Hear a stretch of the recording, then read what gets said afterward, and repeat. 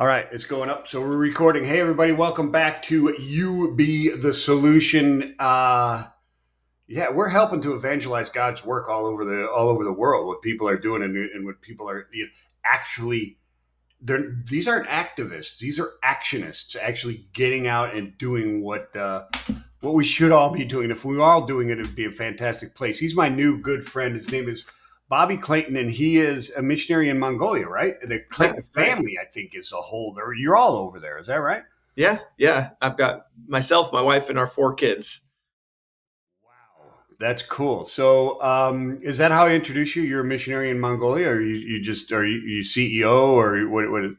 Tell Yeah, us I the real well, deal. there's a lot of titles. The main thing that we're doing, what we say is our business model exists for one purpose, and that's to capture the flag. And the flag is absolutely letting people know about Jesus and trying to spread his name and his fame where it's not otherwise been. And so we're doing that out west in Mongolia. And the model that we're using is a business model because it's the most useful. It matches the platforms that we need to use, answers the needs that we can address, and gives us the most freedom to do that. And so, yeah, CEO's not necessarily correct. They call me an investor because I own a company. So I don't actually have a title. There, I have CEOs, or I have one CEO right now. I have a chief operations officer. We have a couple employees, but the business is young and dynamic, and so titles, might as well be Pharaoh. I mean, it doesn't really Yeah, no, matter. exactly. Yeah, You're just listen, I've been in startups where they just called me Sultan because you're doing everything, right? You're the right. janitor and you're the product development and you're the outreach and you're the marketing person and you're HR. You just flip hats. That's right. That's right. Yeah, whatever the need is, you're addressing, and so Yeah. yeah, that's what we're doing. So you say you do it. You use a specific model out there. So what exactly is the mission doing? I know you're spreading Christ's word and everything there, and evangelizing. Is that the main thing, or do you do that through a specific service, or what's the model? Well, we're actually there. We're addressing a couple of needs. Some needs that we found experientially, some needs that social workers have made us aware of. Love the cup, rad dad. That's awesome. Rocket. Um, so basically, the first initial need we thought. So Mongolia is a little smaller than the size of Alaska, with about 3.5 million people. Somewhere along the lines of 40, 45% of the population, almost half, exists in the capital city. So let's say 15 by 15, 20 by 20 miles. I mean, I'm not exact with that stuff, so you could look it up, but it's not huge. I mean, it's big in as far as population, its footprint. It's decently big, but it's not a huge city. But it does house half the population of the country, and then the other half of the population kind of is what fills the rest of the land. So that capital city has two superlatives: one, that it is the coldest capital city in the world, but also, although it's been getting better, it is also known as one of the most air polluted capital cities in the world. When it's Oh that, wow, really? yeah. See, However, I wouldn't guess that there's a whole lot of industry there to pollute the environment. well, okay, so one thing that they have going for them is in the capital city they have a nuclear power plant, which does help with the heating. However, they also have, I think that I don't want to quote it wrong, but it's something along the lines of the city was built for like 800,000, and so they're almost double that capacity. And a lot of those people who are coming in come in from the countryside where they live in these felt tents. We call them gares. A lot of Americans know them as yurts, and they'll burn dirty coal, which is unprocessed coal. And when processed coal, it's not bad. It's really great for not off gassing too much. But the dirty coal can put out this soot that just sits in the city, which the city kind of exists as a bowl. There's Okay. all around it, and so that soot. I mean, it's huge. You can chew it in your teeth, but also it has this heavy metal particles that can be as small as a virus. So just past the blood-brain barrier, the placental barrier, and causes all sorts of health issues. Well, that's the capital city. We exist about 630, 640 miles away on the other end of the country in a place that doesn't house any other foreigners besides us. Um, Now there could be one or two people who are like Chinese or Singaporean miners that exist way out in the countryside, but no one ever sees them. I've met one, and I have traveled to many mines all over. So the province I serve in is larger than the state of Tennessee by landmass, its footprint. Tennessee has about 7.3 million people. Our province has about 60,000, a little less usually. Oh wow. And so it has usually something along the lines of, and I mean, there could be a building or two I don't know about, but from what I know, there's about one fire station, one police station, one library that exists in the state, and we live right next to those. Now, the name of our state, Gobi Altai, it literally translates to desert with gold. It is really resource rich. And we were thinking when we moved out there, and the consensus was that being as far away from the city as we are, there would not be pollution. But this city also sits in a bowl, and there is really heavy pollution there. I've taken my air quality monitor out. 100 and below is usually healthy. You'd like it to be 50 or below, but 100 and below is healthy. That between 100 and 200 is usually unhealthy. 250 and above or 300 and above is considered hazardous. But the air quality monitor will max out at 500, and ours consistently hits 500 uh, Oh wow. day by day for about 8 months. And that's due to the same thing. In this province, there's really no trees. I mean, there's some trees, but they exist in such obscure, faraway places that they're extremely hard to get to. Um, that being said, most of what's burnt is dirty coal or animal manure, and that just sits in the city. And so this city, this capital city of our state, we call it a province. It has about 12,000 people, a little more, a little less. It varies pretty wildly. Yeah. But that being said, it hits those high pollution levels for months, usually about 8 months, because the temperature will get between 0 and negative 35. I mean, I've seen it as low as negative 40 sometimes. Excuse me. And it'll be that cold for about 8 months. So we're over a mile high, wild pollution, thin air, and it's very cold, which makes it a really hard environment for babies specifically, like little infants, toddlers, young children. And I, at that time I had two kids. He was my youngest. He was two. He had double pneumonia. We had to take him to the hospital, first foreigner ever in the hospital, and he actually went into cardiac arrest. They were telling us to drive. At that point, it was 16 hours drive into the city. There was no airport air. Now you can get airplanes sometimes. At that point, there was no air transportation, and so we the doctor had told us to drive about 16 hours, about 3 to 4 hours of that is off road, telling us it would be okay. So we went home to start packing our bags. And when we took his vitals, his heart rate started to skyrocket. He went into cardiac arrest, ended up spending 7 days in the hospital. Now, the next year, all three of our kids came, it was 6 months every day of croup, pre-bronchitis, pre-pneumonia, and my mom's a respiratory therapist, has been for almost 40 years now. Yeah. Dad's a physician's assistant. We had good medicine. We were treating them. We had a whole hospital back here in the States also helping us run their vitals and treat them. Couldn't get them better until finally we put them in a home with high quality air filtration. And then that next year, that next winter, they were finally free from sickness the whole time. Well, this was a loud wake up call. Now, we spent a lot of money on air filtration. They have units that claim that they do large rooms, but really they can only do one room at a time just because of how air circulation works. And so we'll have these huge units that are between $1,000 and $1,300 with air filters that are supposed to last a year minimum, and we have to replace them every month. Yeah. I mean, just wild amounts of pollution, even in a nice brand new house like what we had. And so basically, the Lord opened up a way for us to build this community center.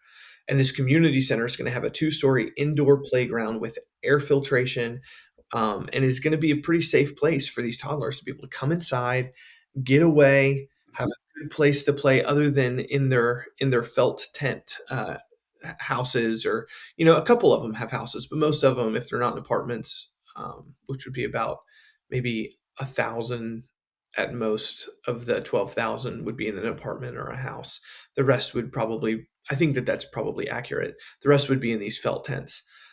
So it gives them a safe place to go away from the harsh temperature and pollution conditions. But then there's this other factor too, where there's just a really high level, unfortunately, of alcoholism, which has also bled over into a lot of sexual abuse, physical abuse, I can imagine. emotional and verbal abuse, right?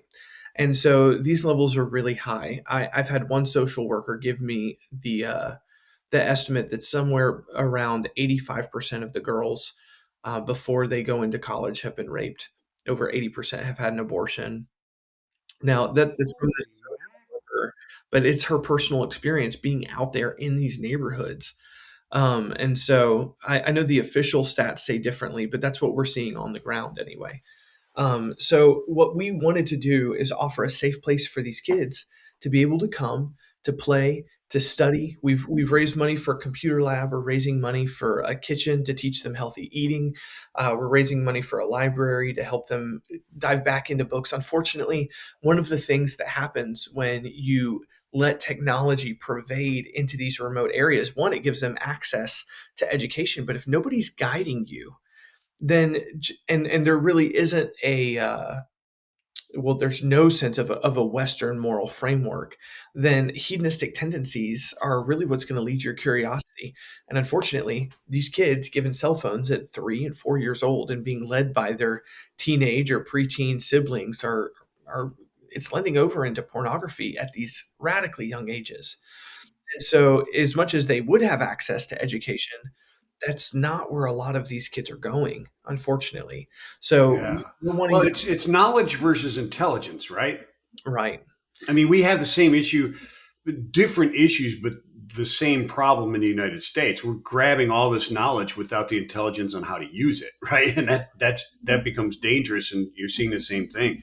It's unbelievable to me the things that you're describing there. That, and I've read this, in business and in marketing books like Deep Dive, which was a former Procter and Gamble marketing guy, and he had different areas of the world, and when the lessons he learned and eventually became a missionary, et cetera, because of trying to market to third world and just becoming, wow, this is unbelievable that you've got this population in a city that 90% of them are living in felt tents, but they're inundated with first world pornography through cell phones, yet they can't breathe their own air.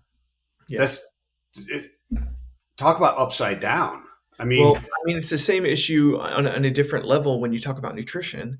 I mean, we live in a place, and Mongolians love their food that they've been raised in. For Americans, it's obscure. For us, it's not normal to have meat that is not flavored with seasonings. Usually, I mean, they'll have salt, but usually there's not a lot of seasoning. It's meat, flour. They'll have some root vegetables, sometimes like carrots and potatoes, and then milk, but not fresh milk. Usually it's milk that's been processed to the point of being hard curds, or, a form of yogurt, softer, harder. And that's usually what they eat. But unfortunately, this can cause a condition, I think it's called rickets, where there's just a lack of nutrition. So they don't have access to a lot of vegetables, but whereas they would have it, a lot of times that money is going towards alcohol. So we're talking about kind of the same issue on the other end of the spectrum, right? So really, this arises from a couple things. And this is just me being there, looking through a different lens and trying to figure out some solutions. But from what I've studied, this arises from a few things. One, it's almost a form of boredom, where you have, let's say, about 20, maybe 30,000 of the 60,000 in this state live in a village, or I mean, you call it a glorified neighborhood, um, or maybe a city. Some of these would come up to like a smaller city, 12,000 people or less. 12,000 is the max. The rest of these people, they follow their herds. And so what they'll do is just they move 4 times a year. They have the 4 seasons. And so they move according to those seasons to different spots, which are better or worse, or better, of course, for their herds away from places that are worse. But they just don't have a lot to do. And so there's parts of these populations, there's no cell phone service. It's hard to get any sort of a TV or anything. And so they're just kind of bored. But then for the other side, you have the older generation, let's say the generation that was adults between 1995 and prior. And they were raised in the Soviet era where it wasn't skill based work.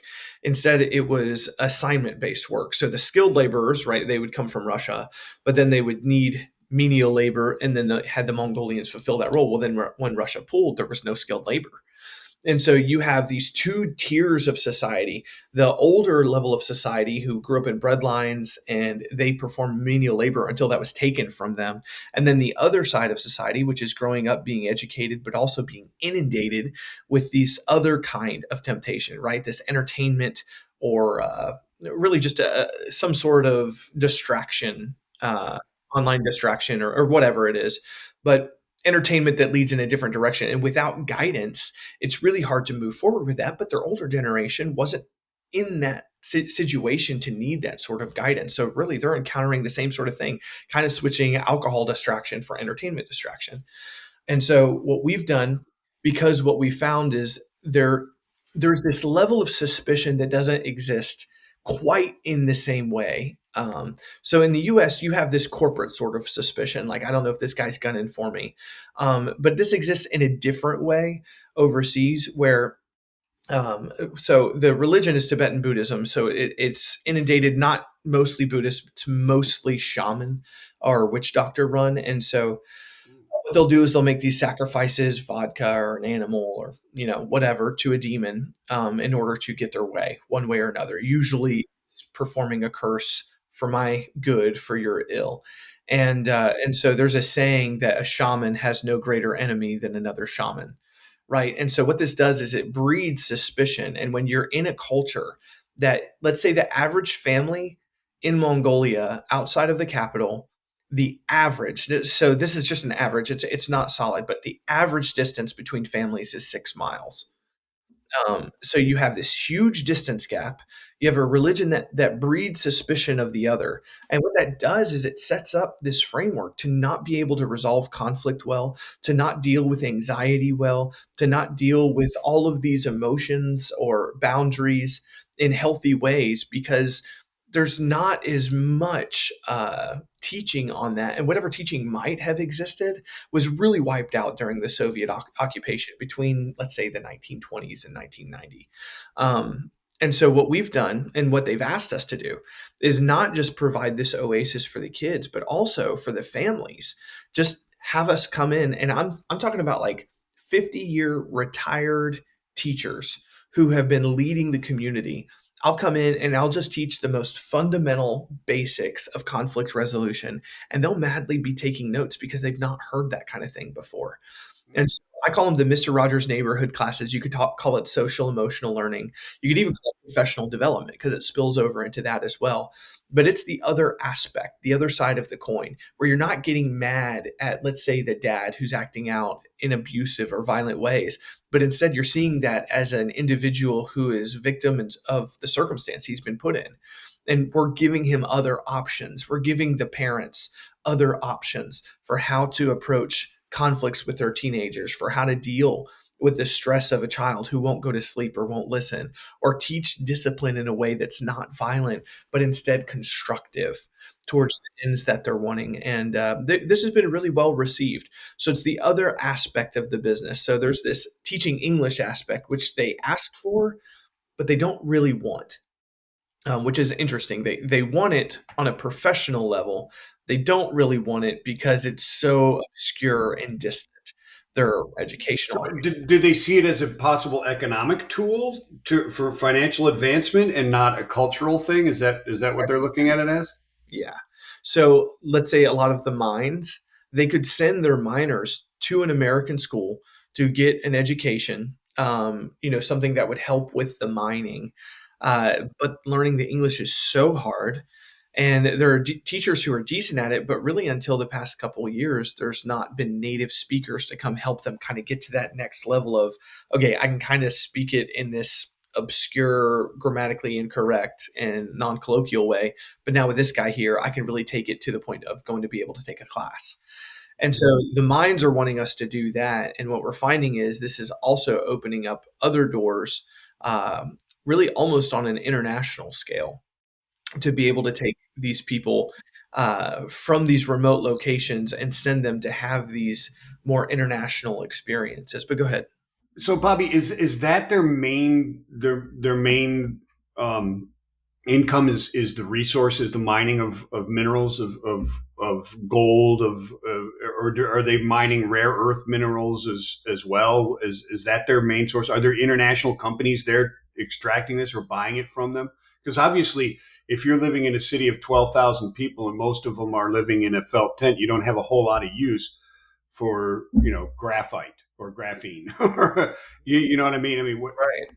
so is that what it is? International trade is their big thing, or Well, so there's a few things. I mean, you have the small population that gets their resources from some sort of service economy, but for the most part, they have two large money makers. One would be the rare earth. So there's lots of it. There's lots of uranium, lots of copper, lots of gold, lots of silver. I mean, there are some places you almost can just kick over a rock and find some sort of special ore. So there's a lot, this is positive and negative. It's positive in that they have that and that can jumpstart their economy. It's negative in that they have not been educated enough in how to manage those resources. So they invite foreign companies in who really do take all of the wealth and leave them in more of that same, not Soviet style, but not much different sort of menial labor work. And so the goal is to train them up so that they can manage their own resources, they can harvest it and really pool the profit that's there, for their own economy. But that's a different issue. The answer being yes, the rare earth is one. And then the other is kind of also a double edged sword because there are something like 70 or 80 times more livestock than there are people in the country. Um, yeah, take that in. Um, you'll have a lot of people who herd Bactrian camel, which is the two hump camel. It's endangered, but it's herded, and so they take care of them. They groom them. They eat them. They use their fur for different things. They use their milk for different things. So these camel, yak, cow, horse, and sheep and goat. And the goat that they use is a cashmere goat. So a lot of their economy, if it's not from something else from one of the other animals, it's this cashmere. Now the catch is that these other livestock, they'll just eat the top of a plant and leave the root. The cashmere goat is going to also eat the root. So in a place where you have so little green, I mean, it's hard to put it in your mind how little green you see for the vast majority of the year. You have these goats come in and they just exponentially accelerate the level of desertification that's happening in the state. wow, So, whereas you already have these sandstorms mixed with snow, and I mean, like, these people are strong people to be able to manage their livestock and live out in these sandstorms. I walk out there, and I mean, I don't think it's a exaggeration to say there are moments where it could blast the paint off your car, just the level of wind and sand that's hitting you, and that's just pure environmental issue. Now, it's not to say that there's not other things there. I mean, there could be a good tourist economy, and it's something that we're exploring, because there are such exotic animals. We're close to an animal called a saiga antelope, which, if you've never looked it up, Saiga, looks like a mix between an elephant and a deer almost. And so fast, man. I didn't know it was legal. Prior to knowing that, I'd chased them and I was going 55 miles an hour and they were still running faster than that, gaining off road. About a third of the world's snow leopards, saiga antelope, Dall sheep. There's a type of bear that exists there, and there's only 42 of these bear total in the world called the Gobi bear. which is kind of a cool animal. The pictures don't really do it justice. Its arms and legs are really, really lanky, which is good because, right, it crosses these huge, vast distances that has nothing. And it's got to get to a place where there's water, where it can find, different sorts of animals to eat. But what's interesting, I think, anyway, is that this state has its own Bigfoot, uh, what do you call it? Bigfoot legend, because these there's so few of them, and when they stand up on their hind legs, they look like a person. They kind of look like an ape because their limbs are so lanky and just kind of flop down at their sides. So when Oh, I no kidding. kept hearing about, oh, you got to watch out for Bigfoot if you go over here, there could be a Yeti or something. I just thought that was great. I Um, love that. I'm a big Yeti guy. I'm into it. I love Hey it. man, if you like cryptids, this is definitely the place to hear legends of dragons or weird animals, stuff like that. Yeah, right. And, That's some of the biggest dinosaur bones actually that have ever been found have been found in our state. And one cool thing, I was out in a village about a year and a half ago. There's a pretty far out village, and this guy, he was a naturalist, and he was exploring a mountain range, just kind of looking for stuff up there. And at the top of a mountain, there was this dirt pile, and that had washed out from a recent rain, and found at the top of a mountain an entire whale, like fossilized, not carcass, but whale bones, like an entire skeleton at the top of a mountain. And we're almost as far from any ocean geographically as you can get. The literal place is like Kyrgyzstan somewhere, but we're extremely close to that. I mean, we're within maybe 500, 1,000 miles of being as far as you could get. So pretty wild stuff when you get out there. Just, that is crazy. yeah. I mean, what a bizarre land. It is, man, there's so many places to go with this because you paint this picture that it's almost like you want to grab all these people and say, look, I got some land in South Florida. Let's just forget it. This is, you guys do crazy. You're knocking your heads against a wall here about what are you doing here? But then you kind of think, they've survived forever Hmm. in our minds. What we can conceive as forever. They've been there for forever. Yeah. They didn't move there a month ago and go, oh wow, this place sucks. They've been there forever. But is it the modernization that's making it worse? I mean, if they didn't have the influence of alcohol, if they didn't have the influence of the internet, that type of stuff, would it be a better place? No, I just my opinion, but based on what I've seen, and especially based on the people who are 80 or 90 years old and hearing the stories that they tell, the lack of resources that exist in this place, Yeah. it's exponentially changed due to modern logistics. Okay. There are ills, but the ills need to be mentored and managed, and need to be spoken to rather than just left as an isolated kind of microcosm of the modern ill. The modernization process has already almost cured rickets just because they've been able to start importing, even if it's just in the summer sometimes, different vegetables, different fruits, different seasonings and vitamins and new pharmaceuticals. This has changed the game completely. I mean, this is the province where the Black Plague originated. I have been in this province when the Black Plague broke out, and we've been under the threat of month-long quarantines. Like, it's a crazy experience, but the difference between now and really even the mid 1900s had a plague epidemic where upon thousands of Mongolians died. We don't have that issue now because we have widespread doxycycline.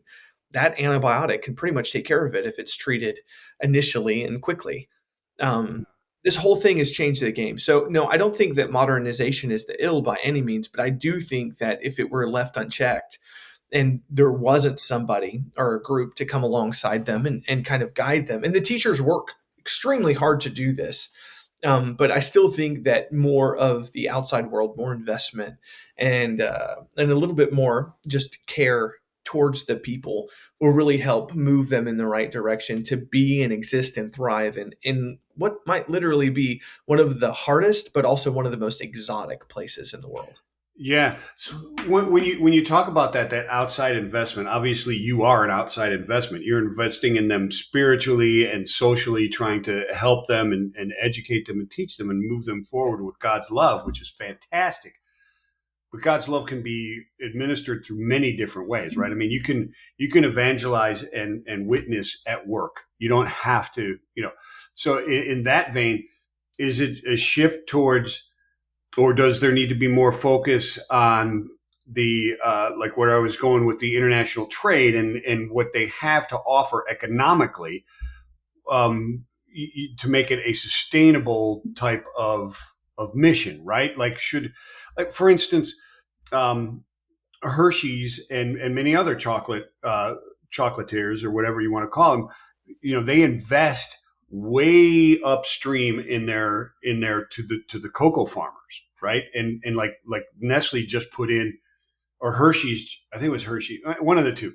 They just put like $500 million into this area, um, of cocoa farming that's going right to the community. It's uplifting the community because it takes child labor out of the mix. It makes it more sustainable, and it improves their economics as well, right? But it's also improving the lives and uplifting the lives of everybody. I mean, the economics and the exploitation of resources, et cetera, it doesn't have to be in a negative way, right? It can be done in a way that uplifts the community as well. Is that kind of where the focus needs to shift to accelerate this type of thing? I mean, your work is fantastic, but it's going to take 1,000 of you out there. Generations is what it sounds like. Well, we believe that what we're doing is going to make a meaningful difference, and our vision definitely is to change this state. I mean, 60,000 people is a lot of people, and all at the same time is not a lot of people. The flip side of that, just speaking to your point, I can say experientially, investing upstream doesn't just help the quality of life of those people, it helps the quality of the product itself. But I was in Laos. There were companies that would invest in the farmers, and when they did, those farmers ended up not just knowing how, but also being able to, let's say, wash the cherries prior to drying them out and taking the coffee bean out. They would wash them in clean water. Before, they would put them in these mucky ponds that animals were also going in, and it was gross. Then they would take those cherries out and start the drying process and prepare the bean. Listen, the difference in taste of coffee that's been washed in clean water versus washed in dirty water, the taste is exponentially different. Like they're washing it in a manure pond, right? Right. No, literally, but without having. I will say this: I had a buddy who had the coffee that he paid an exorbitant amount of money for, that was like eaten by some lemur or something like that and pooped out, right? And this is Right. supposed to be some delicate, Yeah, yeah, yeah, the civet cat. yeah, that's what it is. Yeah, Yeah. that's No, exactly no, right. what was funny is in Laos, they tried to have some of those civet cats, but people kept sneaking in and eating the civet cats. They never had the chance. That was great. But I will say to that same point, all right, so what's happening is Mongolia is like 95% literacy rate, one of the highest literacy rates in the world. Oh wow. However, that other 5% tends to be so you'll have this family, and the dad has to go work at some place, the mom has to work at some place, most of the kids can go off to school, but somebody needs to stay home and take care of the flocks and move, because they'll move, usually it's 4 times a day: play place, eating place, watering place, sleeping place. And they'll just walk in this circular pattern to each place every day, every day for their life, other than like basically 2 weeks, sometimes 3 weeks out of the year, there's a holiday. But for almost their entire life, they're doing that. So they can't go to school. And so this 5% illiteracy that exists in the country does happen because of a type of child labor that it just happens by necessity. And there are ways modernization could help that.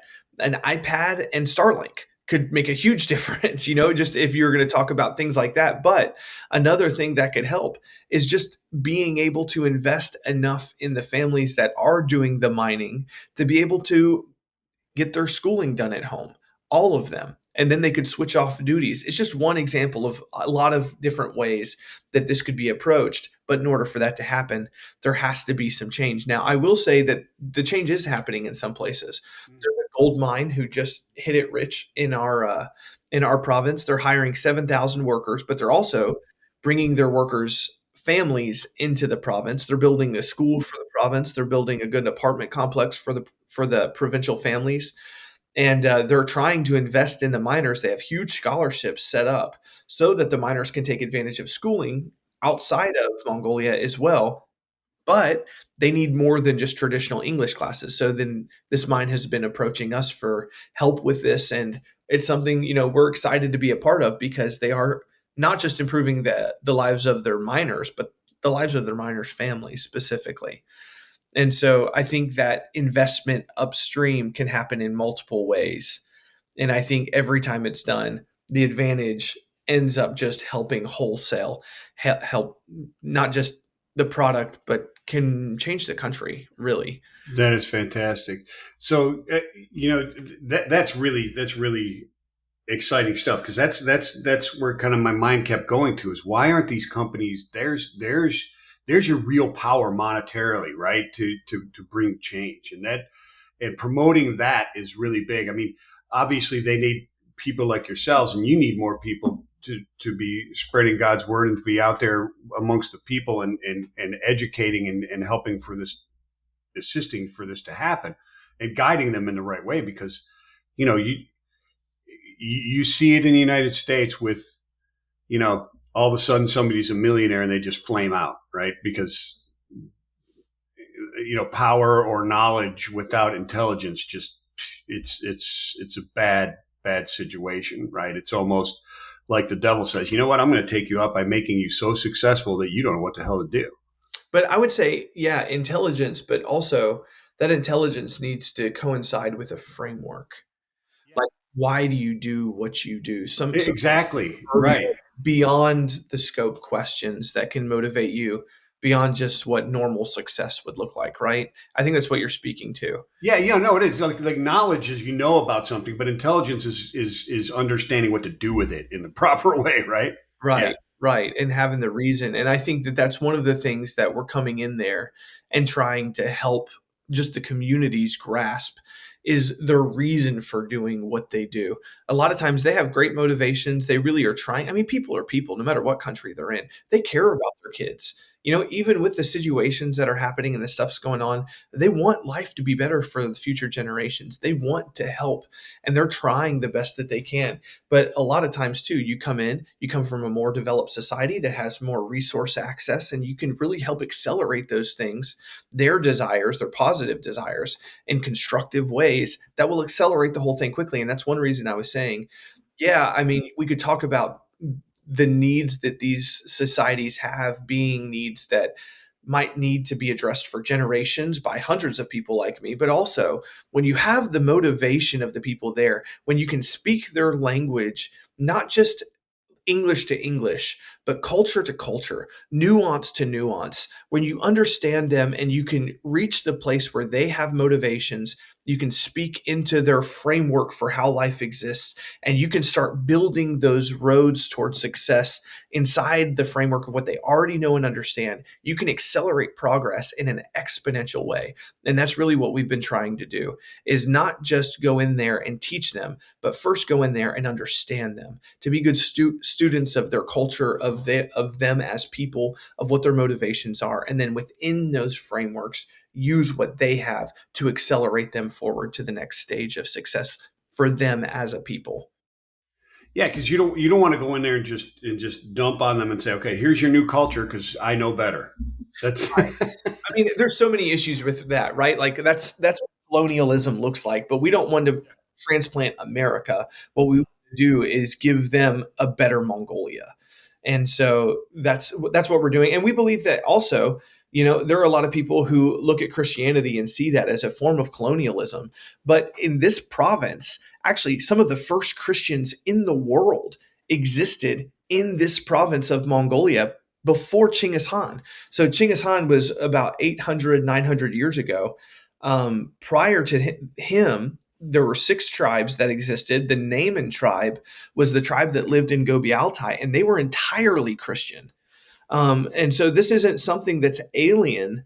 That they were Christian and had deep Christian roots. In fact, the chief and the initiator of the Naaman tribe, whose name was Naaman, he said that they were descendants of the Magi, the three who went to see Jesus on the night of his birth. He traced his lineage back even to the magicians who sat under Daniel.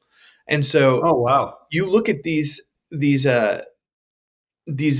presuppositions or these prejudices against Christianity, but a lot of times we do that with a Western ignorance of Asian history. A lot of Mongol queens who were the most powerful and most influential women ever to exist, these Mongolian queens, a lot of them were Christian and openly Christian. And so this isn't a thing that usurps their culture. This isn't a thing that replaces their religion. A lot of times what happens is you have this parasitism that happens in Buddhism, where they go and they go into another culture that has other beliefs, and they say what you're doing is Buddhist. And then it becomes, okay, to be Thai is to be Buddhist, to be Buddhist is to be Thai, when really the two aren't synonymous. It's just that Buddhism as a belief system has tried to incorporate everything that is Thai so that they are synonymous. But really, that similarity isn't at the fundamental level, and it's the same with Tibetan Buddhism, with shamanism, with what's happening in Mongolia. A lot of Is it a power struggle? Is that what it is? Is it the use of the religion as a power that did that? Well, openly in historical documents, you will find that the influence of Buddhism happened synonymous with the desire for China to stop the threat of the Mongols. I mean, that is open in historical documents that Buddhism was brought in to tame the Mongolians. And so there is that, but also, and we know this so well in the business world, right? To be a good salesperson, you have to be a person of influence. So how do you influence people? And then you're struck with that penultimate question: where does influence become manipulation? Yeah, Right? exactly. That's the key issue. And so when you go in and you're bringing in a belief system, what you want to do is be honest and influential without ever being manipulative. And so, people are people, like I said. And so you always have bad actors and you have good actors. And that Yeah, exists within different belief systems. That's why when you look at Christianity, you look at it for its logical truth. You look at it for its historical fruit. What are the outcroppings historically of people who have genuinely been Christian? But also, you examine it from a perspective that sees people as people, where the people who were proclaiming to be Christian actually acting out according to the fundamentals of Christianity, or were they acting out for just normal humanistic, hedonistic desires for power, for fame, for lust, for riches, whatever that yeah. may be? You have to be walking. Are you? I mean, in my mind, it seems like when you have the shamanism and you have the Buddhism and everything mixed together, and here you are, this Christian, and yeah, it's in their history, but obviously that's been lost somehow. Mhm. Um, and like you said, Chinese manipulation or influence or however you want to do. I do you feel like you have to walk that fine line kind of thing? I mean, are you perceived from some that have power because they believe in shamanism or because of Buddhism that you are a threat somehow to them? Do you feel that at times that they're like, "Ooh, he's here to take our power," Right, right? right. So you're always going to be hit with some sort of xenophobia, which you could call racism or fear of the outsider, or whatever that is. And they have that fear, and they should. They should be concerned. What is this new thing? Is it dangerous? Is it safe? That's just a type of discernment. So one of the ways that I address that, and there's two historical ways that this has been addressed by people who are trying to come in with a different system. One is, I'm going to be quiet, I'm going to be subtle, and I'm going to wield my influence slowly, and it's going to seep in kind of subtly, right? The other way is to just be open and direct and blunt with it and try to be clear about it. And that's the way that we've chosen. And the thing that I have come to as far as my current conclusion is that with a culture that sometimes is prone towards suspicion of the outsider, even when that's Mongolian to Mongolian, even if that's in the same school, if you're not in my in group, you're not a close personal friend that I would consider family, then you could have an evil spirit on you that's going to curse me. Well, Right. that much more when it comes to the first white guy, not even the first white guy, the first non-Mongolian that I have ever seen.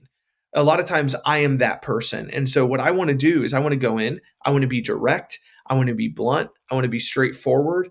I want to make sure that they understand what my motivations are to help, but also that I'm helping in the name of Jesus, that I am a Jesus person, and that I do think that the spirit that's in me is stronger than the spirits that they have. And yeah, that's led to a lot of confrontations. We've had shaman who try to come and put curses on us, and they find that too.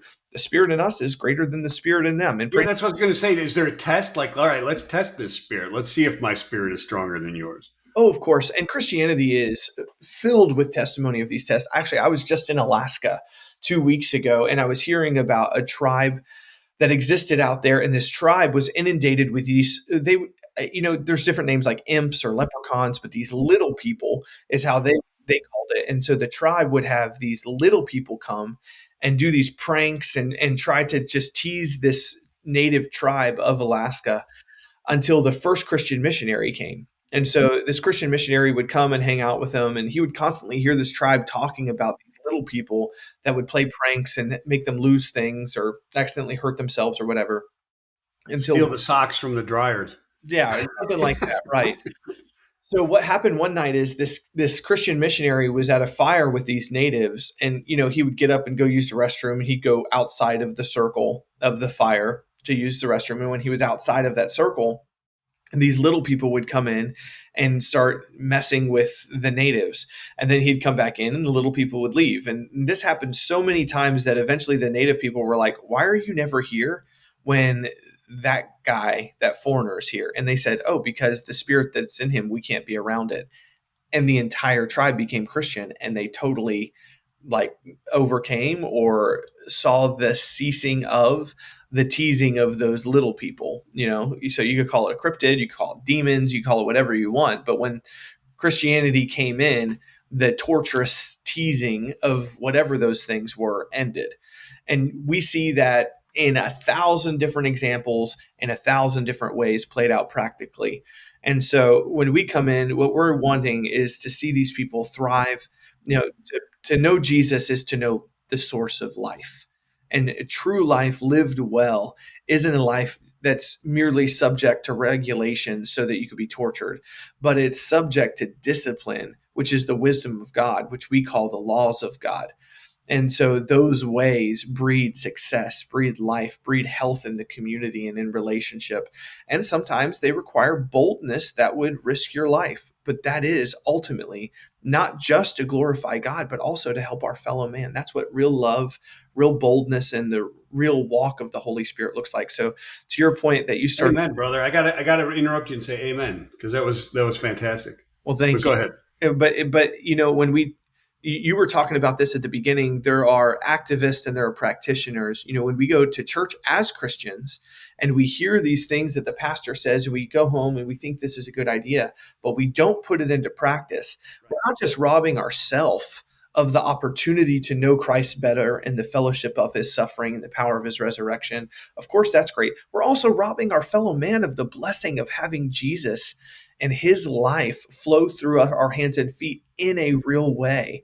Addiction can be overcome, lives can be changed, families can grow and heal and be healthy and find reconciliation when we become Jesus' hands and feet in practical ways. And so what you see when you see missionaries going overseas to be Jesus' hands and feet is the active love of God, hoping to reach into a people that will understand, that will accept, and that will grow in that love that only Jesus can give, and accept that life and grow into that flourishing health that comes with following his ways, not just his laws for regulation's sake, but his wisdom for life's sake.